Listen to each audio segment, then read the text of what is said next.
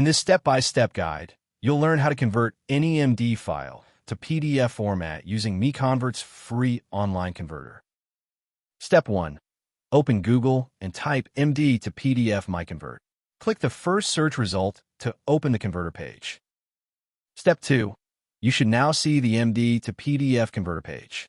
Everything you need is right here on one page. Step 3. Click Choose File. Find your MD file in the file browser, select it, and click Open to upload it. Step 4. Your file is now uploaded. Review the details shown on screen, then click Convert Now to start converting. Step 5. Wait for the conversion to finish. The progress bar shows how much is done. It won't take long. Final step.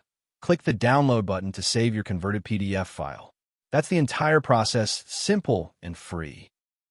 You've just converted MD to PDF in under a minute. Visit MiConvert.com for more tools. Subscribe for more guides.